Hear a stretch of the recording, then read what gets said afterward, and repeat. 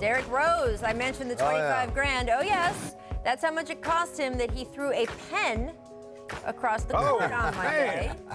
So on the one hand, Tracy, is it just too much because it's just a pen? Yeah.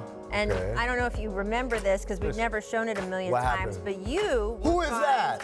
10 grand. That's not my Tracy McGrady. Hold on. But on the other hand, if a pen came at your face, it's more dangerous than. I don't know. What do you think? I don't know. It was something about 10 that night. It was 10,000 points that I hit that night. 10,000 fine that I got. Oh. He kicked it twice though. That's what I think. So it's 5,000 per kick. What happened? Yeah. I'm just saying he remembers, right? No, the important number from that evening. 25 grand for a pen. So you know.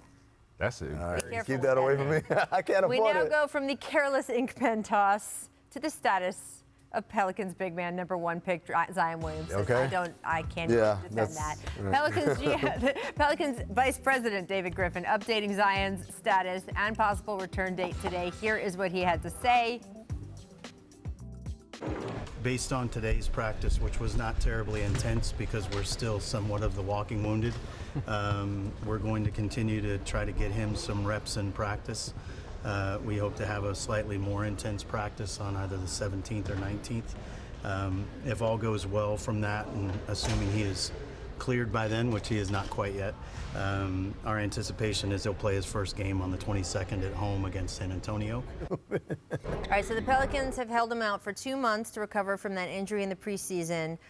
You're hearing Griff say, oh, it's because we haven't really had hard enough practices and we want to get him some before he comes back. He's been doing this 5-on-5 work for a little bit now. I can't believe I am curious whether the fact that they have a huge national TV game coming up and they're going to have him return the game after that, so there's a little less pressure. Ask the question, please. I want to hear what this guy has to say about this question that you're about to ask him. I'm asking, do you think it's because of the practice or because there's a big national TV game and they want to not put pressure on him? That's not the question he's waiting for. He wants. Answer the question that's on the prompter, please. Any chance for Zion to win Rookie of the Year, Amin, Elhassan? Yes, absolutely. Let me tell you guys why.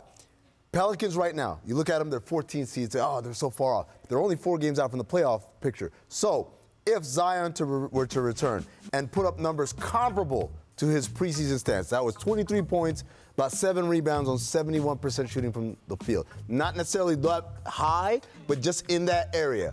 And the Pelicans, which I believe if he is available and playing at somewhere near that level, they're going to win a lot more games. They've already been winning.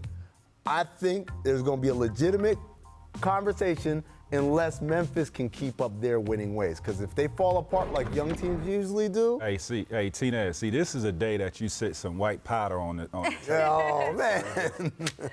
Are you kidding? So we're just going to eliminate and erase what Ja Morant and some of these guys, these boys have been playing since the beginning. Not eliminating them, not erasing them, but I'm just saying if he changes what happens to his team to a point where they're in contention, unless Ja keeps playing the way he's playing. He's going to keep playing that way. I mean, it's a long year. So we could miss half of the games, come in the second half, and win Rookie of the Year. I am someone who voted for Joel Embiid for Rookie of the Year with the theory of this. Would you rather have Joel Embiid for the smaller number of games he played, or that year it was Malcolm Brogdon, and no disrespect to Malcolm Brogdon, but would you have rather had Malcolm Brogdon for the full schedule? I think most GMs would say, give me Joel Embiid for a third or half the season. So we will have to wait and see what Zion Williamson does. I'm not going to weigh in on this until I see what Zion does. If Zion tears up the league, there's nothing he can do. If he averages what he averages in the preseason, they have played half of the games already during this. But if he comes in shooting like 70% from the field, I don't care if he shoots 80%. You just miss what Ja Morant has done up until this point and will continue to do. Like, you're getting to the Spurs Heat game tonight if it kills me. Y'all are crazy, man. No, you can't do that to that man. 4 games under 500, but they've won 3 of their last 4. Heat have a league-best 17-1 home record, right? So are the Heat a great team or a great story? I'm pissed off. Go to him. Answer that. They're a very good team. Great teams are made in the playoffs, and they're a young team. And that's what I want to caution all my friends in Miami, is that young teams typically don't go deep in the playoffs on their first try.